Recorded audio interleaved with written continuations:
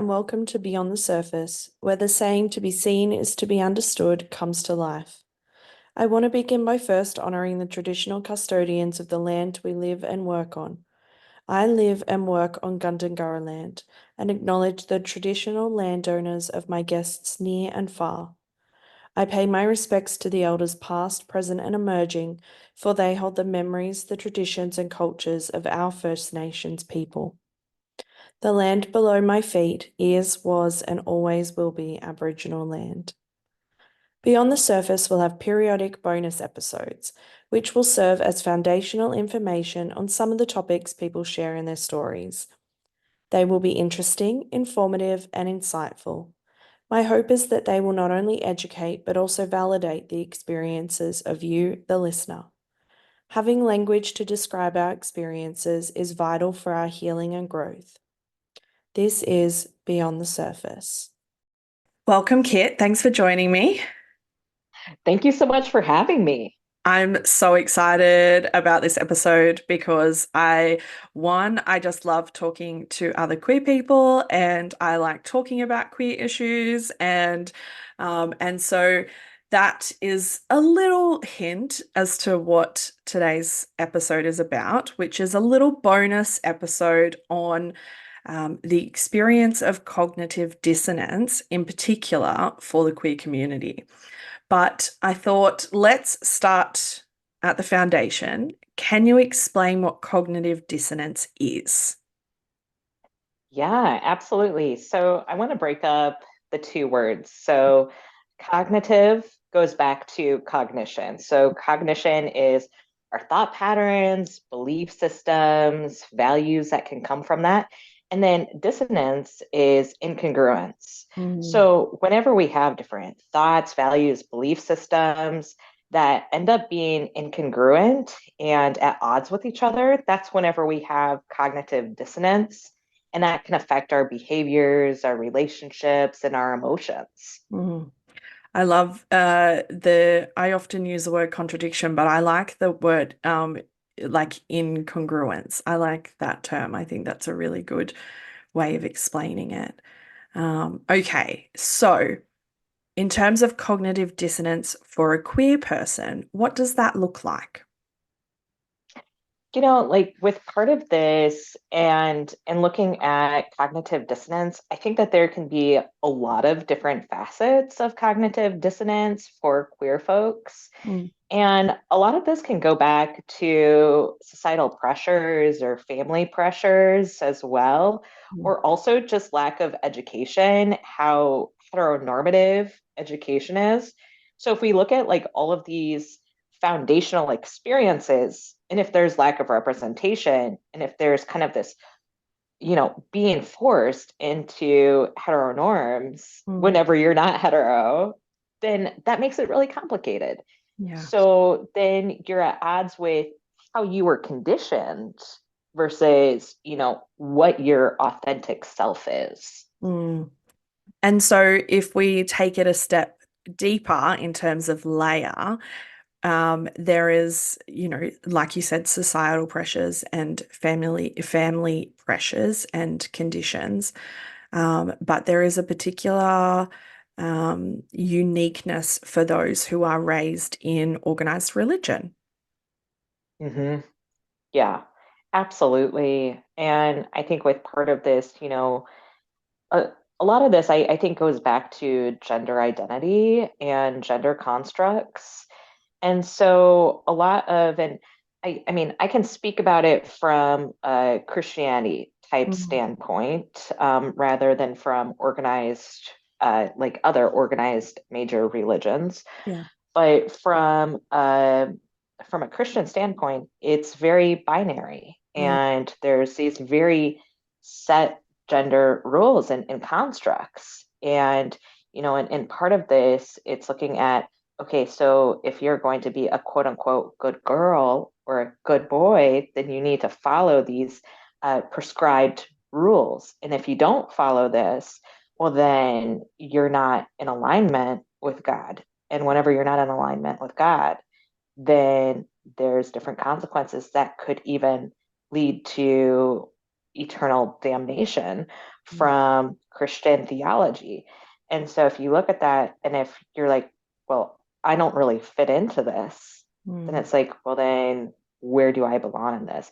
And with part of the gender identity and the gender constructs within Christianity, there's also sexual orientation that mm, they weave into that.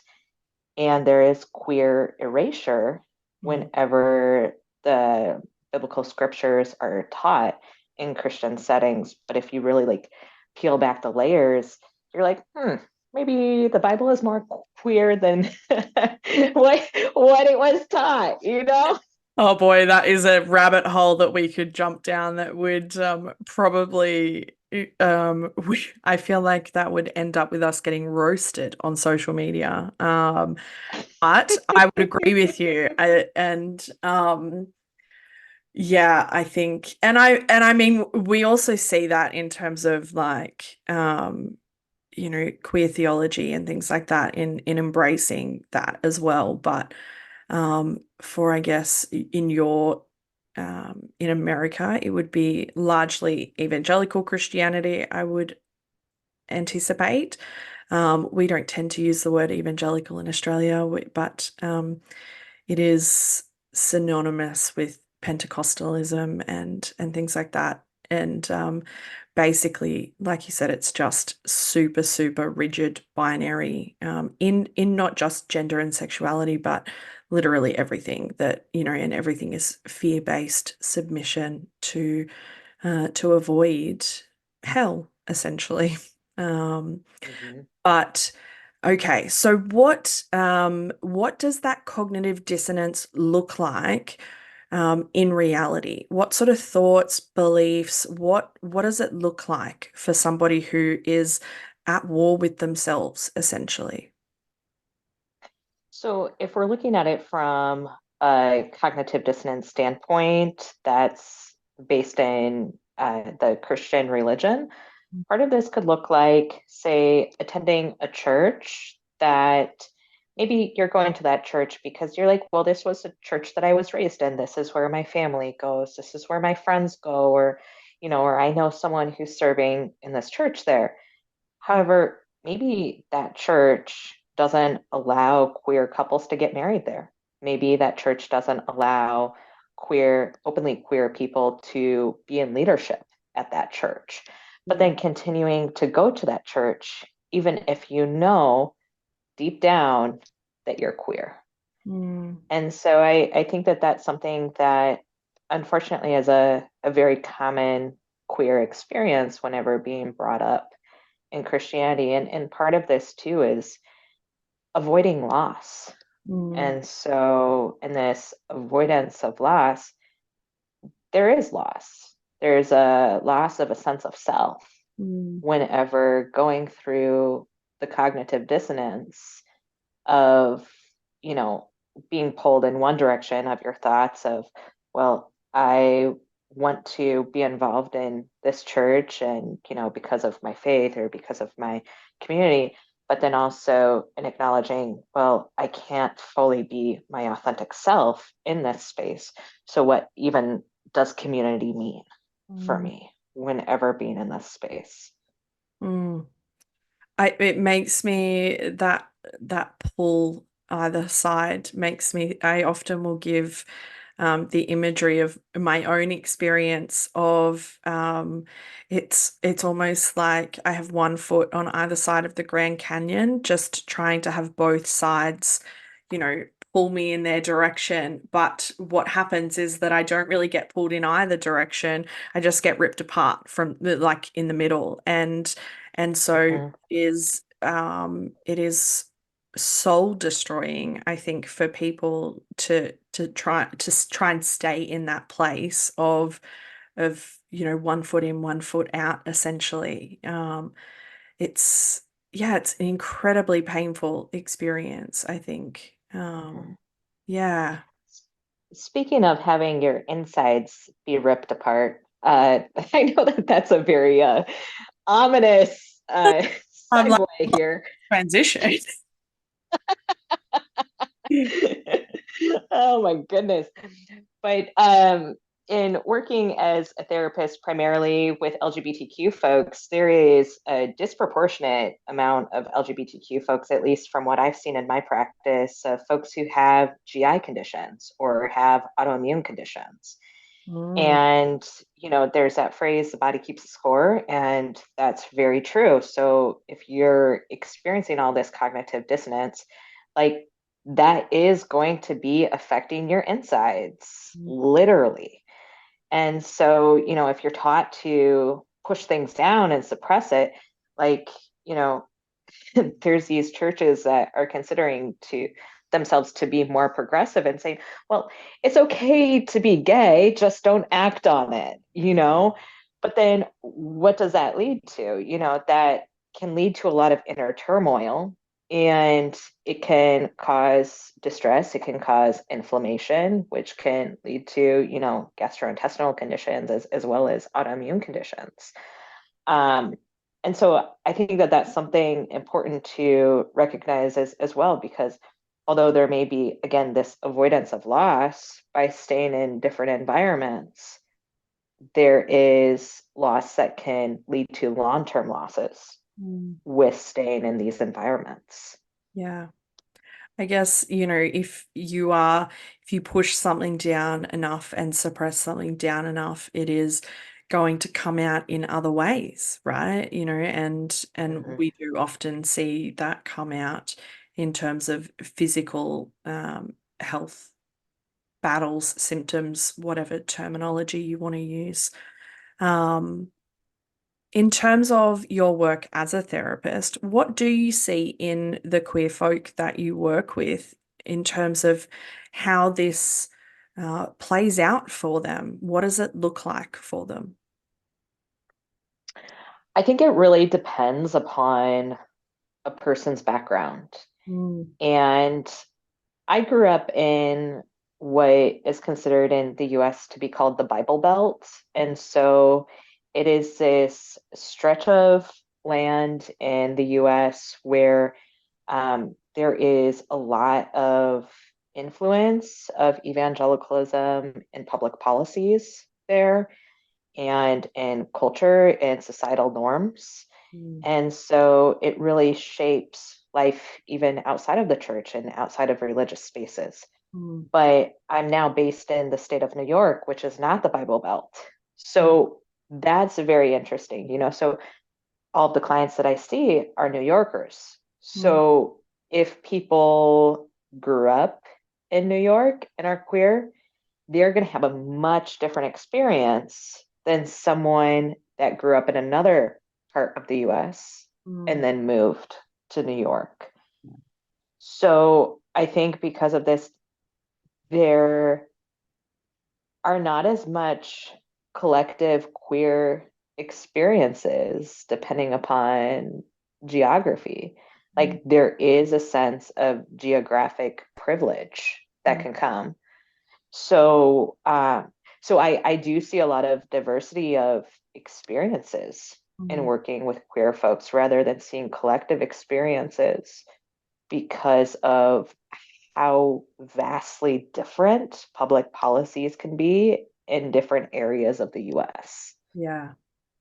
And I think that that's probably, that geographical privilege is probably really important to note because I think regardless of where you are in the world, queerness does tend to be politicized, and identity and gender and sexuality is used in policies, but in some countries it is more prominent than others. And you guys in the US, it is like I every time I speak to somebody in the US, I go like, oh, it is just a shit show over there. Like, and I sit here in Australia feeling for you guys as you go into your next election and things like that, where not just in the church, but your politics is enmeshed in religion, essentially. And so the two are almost synonymous with one another. Um, that's incredibly complex and layered for a queer person in that environment, right? Yeah, definitely. I ended up joining a community choir because after leaving the church, I really missed communal singing. Mm, And and so it's mostly straight folks who are in the choir, and we practice in a local high school, but we weren't able to practice in the local high school yesterday, so we ended up practicing in a local church. mm, And I hadn't stepped foot in a church in over a year mm, since going in there, and then in going in there, I saw some different things where I was like, oh, that's kind of interesting, and seeing that again where there's the chairs with the upholstery where mm, it's in blood red crimson, mm, just to remind you about the blood of Jesus Christ. And then there is an American flag, and then what's called the Christian flag, which is white, and then it has like a blue square in the corner with a red cross because again, blood. mm. And I'm wondering, in Australia, is that something common to be seeing like a national flag in a church? Not at a church, no. You will Okay. see, yeah, you'll see that like our Australian flag, like at government buildings and things like that, and you'll see some who have an Australian flag flying in their at their home who are I'm trying to find a really polite way of saying they tend to be, I guess, our equivalent of white supremacists. They Mm, are like, oh, they're trying to sort of overtly lean into what we see from you guys in the US of that overt patriotism. But it is not, it's not as common as what it would be for you guys. But certainly, yeah, it would not be common to have an Australian flag at a church. mm. Yeah. Okay. Yeah, it's very common to have American flags in churches, and this what's considered to be the Christian flag in churches. Mm, And there's even a pledge, like how there's a pledge allegiance to the American flag, and there's a pledge allegiance to the Christian flag and to the Bible, that is used. And speaking of cognitive dissonance, in the Constitution, in the American Constitution, there's supposed to be a separation of church and state. And so this leads to the church not being taxed.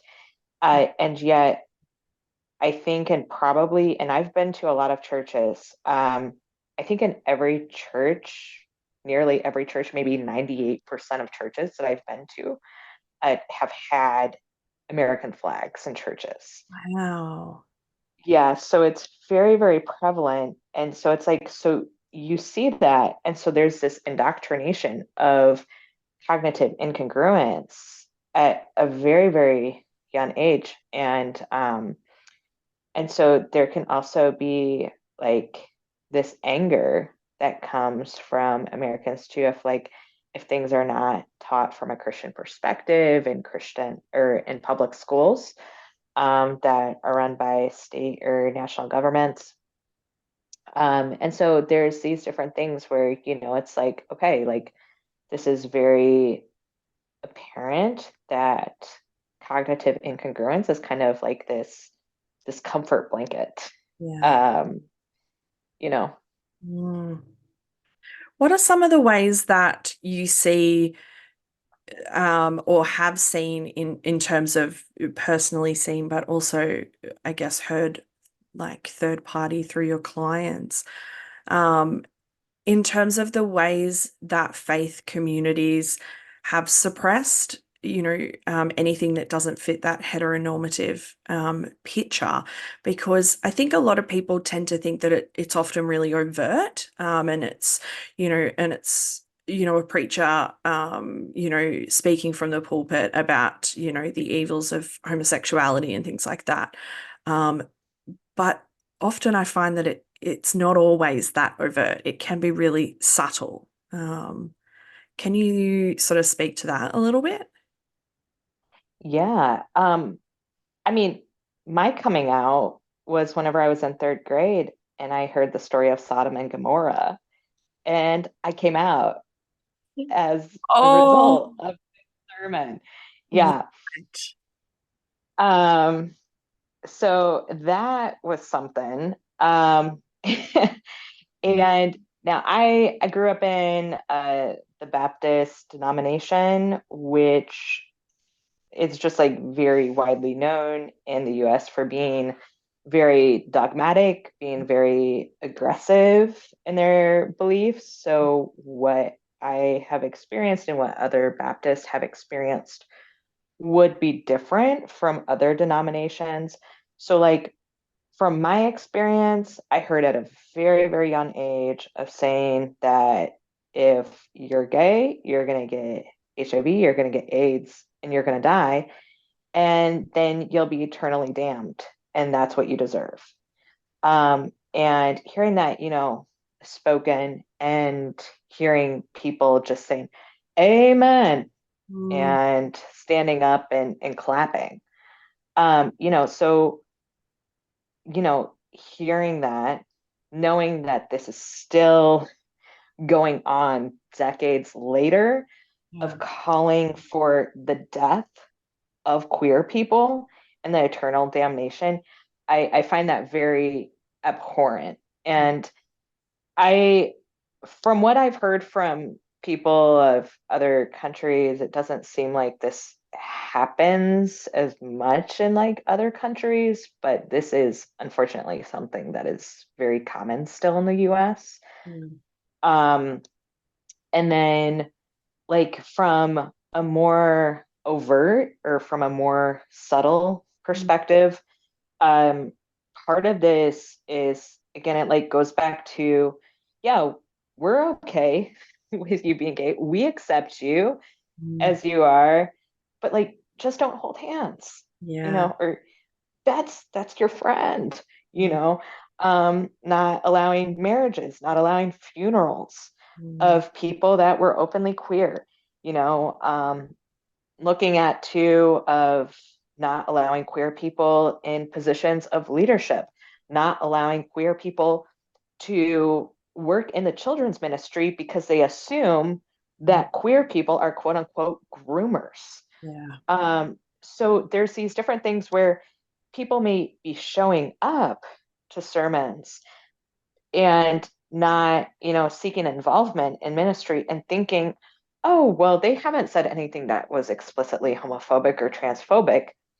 But whenever you ask these different questions about, like, how can I serve? How can I be involved?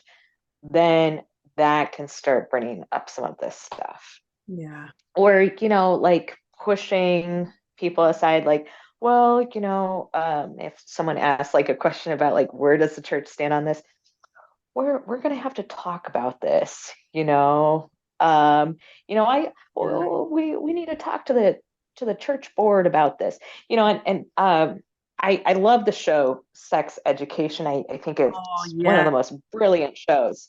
Mm, And so there was the character in the show, and now I'm very bad with names, so I can't remember his name, but anyhow, so he grew up in a Nigerian church, and so he wanted to be exploring his faith more. And then he was closeted, and he decides to come out. mm, And the church's response is what so many people have experienced in overt homophobia, mm. where it's just like, well, just kind of let's just put that aside. Oh, we'll have some discussions about it, you Yeah. know? And to me, and in hearing, well, we'll have discussions about it, that is not good enough to Mm, me, yeah. because this isn't new news. Mm, This is stuff that has been happening for thousands of years. So people have had plenty of time to be talking about this and discussing this and figuring out what to do.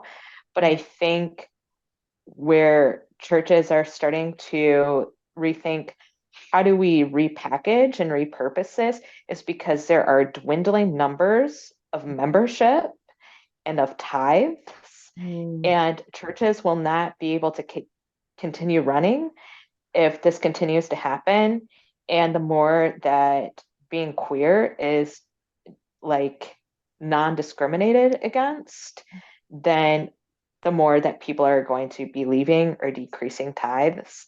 And so it's going to put the church out of business if Yeah. they don't change. Yeah. Yeah.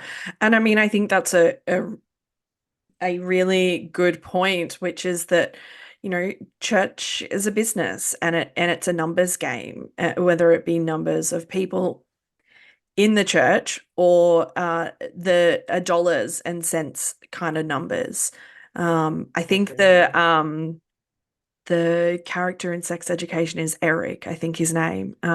Yes. Yeah, and I found there's a really interesting moment there where they decided to raise money, and the church chose not to take the donation because it was essentially a bunch of queer people who raised that money, and I think that's a really yes, it's a numbers game, but we can't be seen taking money from the wrong kind of people. And I think it's really easy to think that it's in a TV show and it's dramatized and things like that. But there are churches and faith communities out there who that's how they work. Um, Mhm.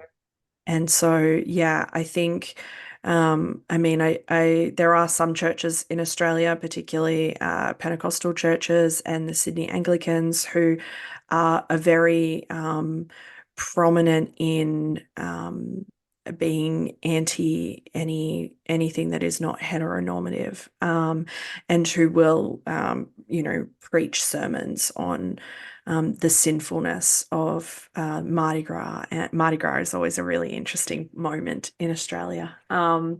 But I guess my experience is probably much more subtle and things like that. So I think it's important for people to realize that this happens and it's not always super super obvious. That it can happen in discussions, and in the fact that certain TV shows are not allowed to be watched, and and in the doctrine that comes out of purity culture and all of that sort of thing.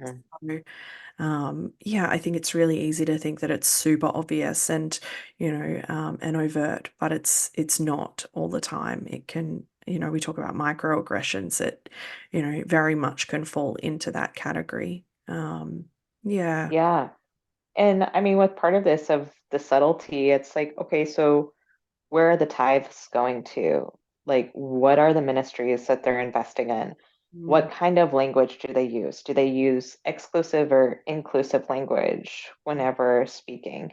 Even, the music too. mm, Like, and what music is being chosen. If a church is using music from Hillsong, is that going to be an affirming church? mm, yeah. So there's these different things to be considering and everything where they can just be very subtle. Mm, But I think it's important to get curious mm, and ask questions. And also, with part of this of figuring out like what is going to be your tolerance mm, level, because you know, the church has been saying, wait, wait, wait for thousands of years. So how many thousand more, yeah. are people going to be waiting until there's going to be change? Mm. How have you noticed that, there are obviously some people who are very queer affirming who might not be queer themselves in terms of, uh, you know, running queer theology, and we see gay ministers and pastors and things like that. How have you noticed that some of the shifts that have happened, either good or bad, because there are shifts in either direction, some become progressive and some double down, but how have you noticed that those shifts impact the cognitive dissonance that queer people are experiencing? I think that there can be some real positives to be able to have queer community in religious spaces, of being able to have open dialogue and having just encouragement. Also, again, communal singing. I think that communal singing can be something that, like going back to somatics, like that's something where in singing, it can be very stress relieving for people, especially in singing together Mm. and having, group meditation, because that's essentially what prayer is as well. That can also be healing. So there can be these different facets. And then, like, at the same point, too, like, as far as what I know at this time, I don't think that there's a Bible that like is actively in print right now that has fully inclusive language in Mm. the Bible. So then this like begs me to question, so then how is the preaching done to finagle its way Mm. around the Bible, where we know from looking at like linguists saying, okay, the Bible was mistranslated, to be fulfilling different propaganda. Okay, so then where's there a Bible that's not fulfilling propaganda and that is translated in the way that it was intended Mm. to be translated? And so if queer folks are relying upon either queer or queer affirming ministers to be teaching them, well then where's the autonomy in that? Like what happens to queer folks who are not trained in theology, who are not specifically trained in queer theology, if they want to be exploring the Bible for themselves? Mm. And so how does that work? And so now you have queer folks that are relying upon like this a very like micro group Mm. of people that are queer theologians. And so then they're having to trust them. We're like with part of this of like healing from religious trauma, some of this is finding your autonomy and reclaiming that. Mm. And so so that makes me question, well, how how is that going to happen in Yeah. these spaces? I think it's possible, but there's still some more work that needs to be done, I think, to be able to really uplift that. Yeah. Oh, that is such a good point. My first thought that came to mind is how progressive is progressive if we're still using an oppressive text to preach from. Hmm. Yeah. Hmm. Um, Yeah, absolutely. And I mean, it's like with part of this too, like we can be looking at this from a standpoint of us being therapists as well, because there can be dissonance in that too. Like we can acknowledge that Sigmund Freud was an asshole, yes, he you was. know? We can acknowledge that there have been multiple harassment Mm. allegations against Bessel van der Kolk. Mhm. And so then it's like, okay, so there's these different, prominent figures in psychology, but this doesn't erase and wipe away the validity of psychology, Yeah. so how do we navigate in this? And I think like part of this too, like this is also intertwined with theology as well. Like um there's that phrase like don't toss the baby out with the bathwater. Um, so so with part of this, I think sometimes it can feel simpler to be like, okay, well then we're just gonna toss this out, if there's corruption in Mm. it. But with part of that, I think that goes back in alignment with Christian fundamentalism that teaches and conditions people to be black and white thinkers. And so how do we think in the gray Mm. about these different matters? Yeah. And and And I think that that's a really good point because the cognitive dissonance is not exclusive to faith communities or organized religion. It's anywhere there is, like you said, black and white thinking. And, I think we both are very well aware that, those who are coming out of religious communities or who might be deconstructing or, anything like that, can easily fall into just as fundamental thinking as they had when they were in the church. And yeah, that dissonance is not directly exclusive to faith communities. Yeah.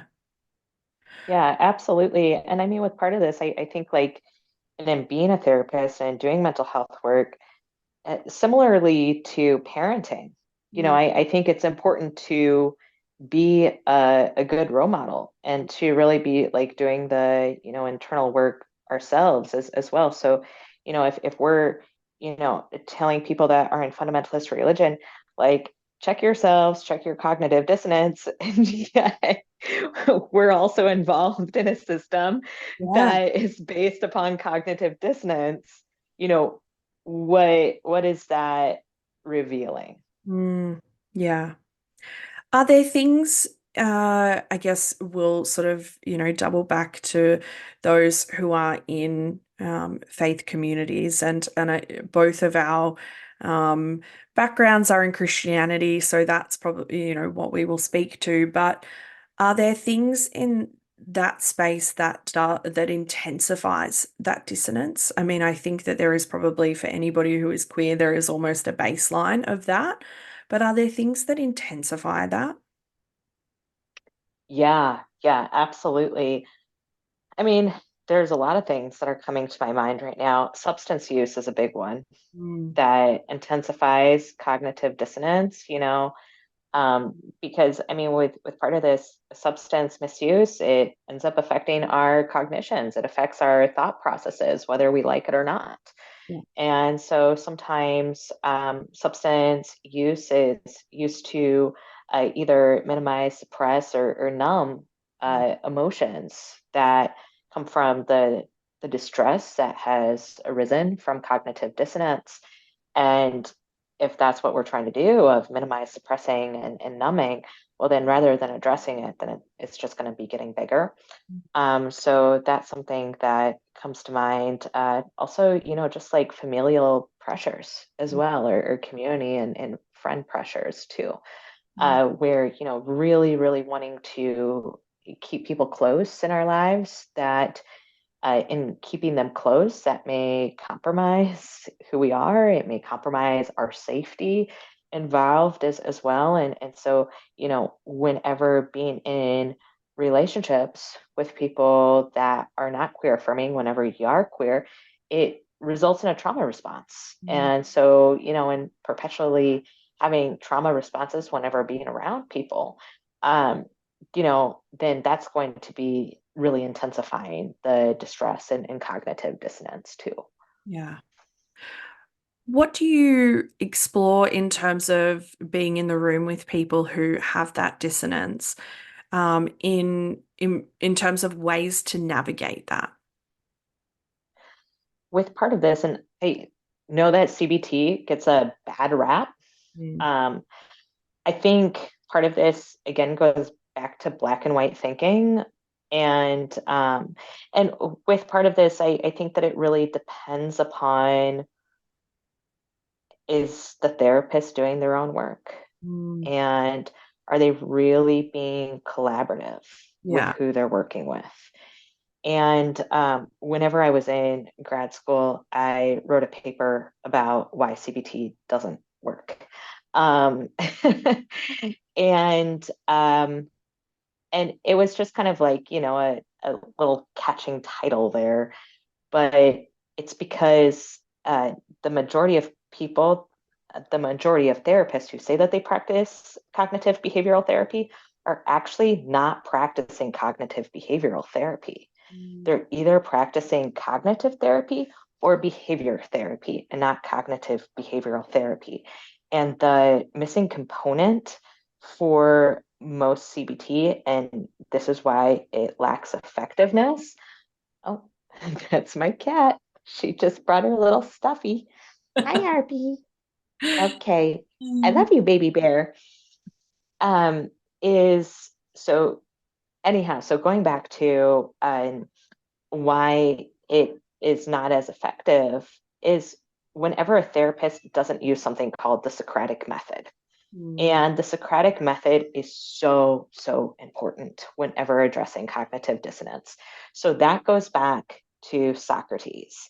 And just like a little bit of nerding out here about Socrates is that Socrates was actually murdered. And why he was murdered was because he kept answering people's questions with other questions mm, and was really being evocative in different questions that he was asking, of probing like deep down, like, what does this question or what does this curiosity mean here?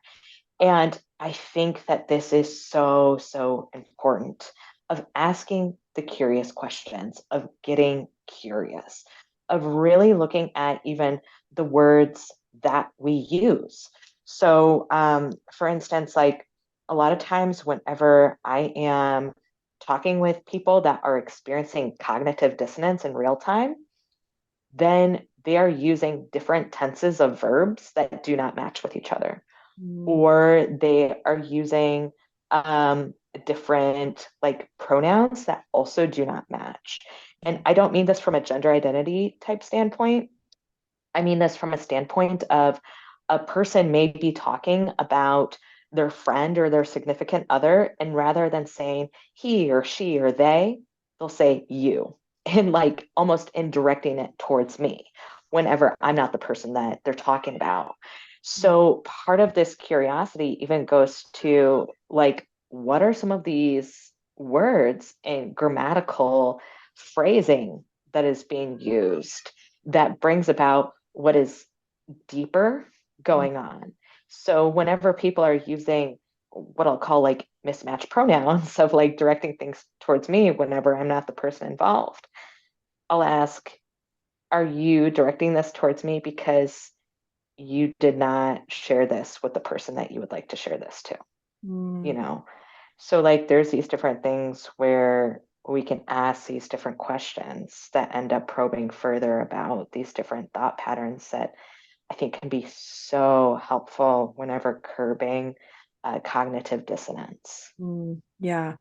I remember my own experience of therapy where I was sort of untangling this, how can I be queer with my faith? And I just remember every session would turn into me like raging out at my therapist because they just kept asking a question to my answer. And I was like, that is not what I want. That is so frustrating. And it's funny because I now do the same thing to my clients and they're like, "Will you stop asking me questions? Will you stop asking me why?" And why is a very common thing that I mean, if I had $1 for every time I said the word Mm-hmm, why, mm-hmm, I'd probably not work. But mm-hmm, why is such a powerful question? It's super simple, but it makes you question things and it makes you go, well, what if that was different? What would that look like? And mm-hmm. why are we only viewing it in this tunnel? And so I I mean, I'm probably anybody who knows me as a therapist knows that I'm probably I sit on the side of CBT gets a bad rap from me. I'm not its greatest fan. But I think any approach in therapy that's being used as a standalone is never going to benefit the Yeah, person who is in the room. And I think that's my biggest thing, is when one thing is supposed to be the gold standard for somebody. yes, And I think that's the real, absolutely. yeah. Oh, yeah, 100%, because whenever that happens, and it's like, oh, well, this is a therapist show, like this isn't really looking at things from a collaborative type standpoint. And, and part of with therapy too, like, if there's like this feeling of just like, oh, this is chill, like all the time in therapy, then that's probably not getting really deep. Mm, And so, there's this part of therapy that can bring discomfort, that can bring frustration, but it's like, how do we move through this together in a therapeutic relationship mm, that's safe, and part of this, like, it's really important to establish that sense of safety and allowing like permission for both the therapist and client to be setting boundaries in that therapeutic relationship. So there's shared power rather than looking at there being a power imbalance with mm. the therapist client relationship. Yeah. Do you notice that the cognitive dissonance looks different depending on age in terms of, a 14 or 15-year-old who is in that community and there is the cognitive dissonance versus somebody who's just come out and they're 50? Mm, mm. That's a very interesting question. From what I've seen, I have never met a client yet who has not experienced cognitive dissonance to some capacity. Mm, And I don't necessarily consider um, cognitive dissonance to be in different degrees of cognitive dissonance of either frequency or duration because um, I'm not in that person's head. That would be a little bit creepy. mhm, Um, and so I think just like in acknowledging that and how cognitive dissonance may express itself in different ways. Like, for instance, in working with teenagers, it can manifest more in impulsive and reckless behaviors, mhm, whereas with older folks, it could result more in social isolation. mhm. And so, part of this depends, I think, about the response Yeah. in the person's just developmental lifespan. Mm. And so, if we talk about, I guess, the church's role in all of this, what to you does a inclusive and affirming church look like? Because I think back to, a post that I do remember creating that was that for a queer person, a welcoming church and a safe church are not the same thing. And so, what does an inclusive and a safe and an affirming space look like in terms of faith communities? Mhm.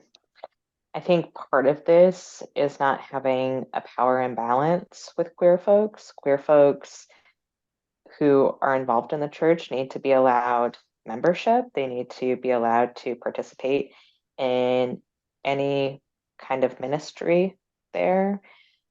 They should also be allowed to have marriages and funerals there as well. I think that these facets are really important. I think that it's important for uh, biblical texts to be decoded and to really be, looking at how do we have inclusive language whenever preaching from scriptural text. Mm, Just like how it's become more common for churches to, rather than using the words he, him, whenever talking about quote unquote mankind. Now they're using the words you, and they just use that as filler phrases. So, so they can use that with other phrases, they can be using different pronouns with mm, that. um, and and something too is like looking at how involved they're going to be in different LGBTQ work in mm, the community as well, and where are they going to be investing tithes and ministries into, so much of it this is done in different countries overseas because out of sight, out of mind. What about what's happening directly around folks?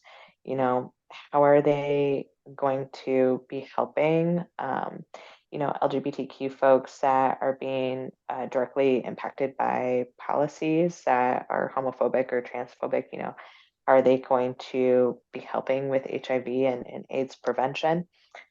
So with what's happening in the US right now with a sweep of either proposals or past anti-LGBTQ legislation, like we really need churches to, on their marquees, be posting signs Yeah. about this and support. We need churches and church leaders to be showing up in mass numbers Mm. to these different courthouses in order to advocate for LGBTQ folks and rights. Um, you know, so there's these different things that I think are really important. I could talk about this for ages, um, but those are just some things off the top of my head. Yeah, and I think that I think the advocacy part is really key because I think it's really easy to think that if they're inclusive in what they do on a Sunday morning or at their service, that they're doing what they need to do. But I think the advocacy part and trying to actively dismantle that system of harm is what is really crucial in creating a safe and inclusive environment, because this is not a singular church issue. This is not a people issue. It's a system issue. And so for Yeah. to be safe places, the system needs dismantling. And it is probably Yes. not going to be us on the outside of the church that dismantles that. It needs to be the people who are standing in front of a congregation on a Sunday, and the church members who try to dismantle that system of harm. So, yeah, I think that advocacy part is a really key part in how queerness becomes safe in those spaces. And sadly, I think we are a very long way away from that, but there are people who are trying their hardest to start that process. Hmm. Yeah. Hmm. Okay, so I'm going to twist my final question that I ask everybody in these episodes, um, which is, what would you say to somebody who is deep in their deconstruction or deep in their religious trauma? But I would love you to answer it in particular to queer people who are deep in their deconstruction, or who are trying to heal and repair and unravel that dissonance that they have felt in their church communities. Be gentle with yourself and Mm. practice self-compassion. And that can look like whatever that may be for you that causes you to light up, that causes you to feel some self-soothing, because in going through this process is a very tough process to be Mm. going through. And so I just want to encourage folks going through it to offer yourself some extra tender, loving care. Mm. Yeah, I love that.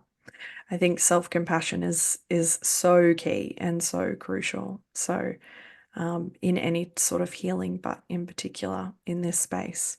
Yeah, I love that. Thank you so much for joining me. Yeah, thank you so much for having me. It's been a wonderful conversation. Thanks for listening to Beyond the Surface. Until next time, take care, stay true to who you are, and remember, your voice and your story matters, always.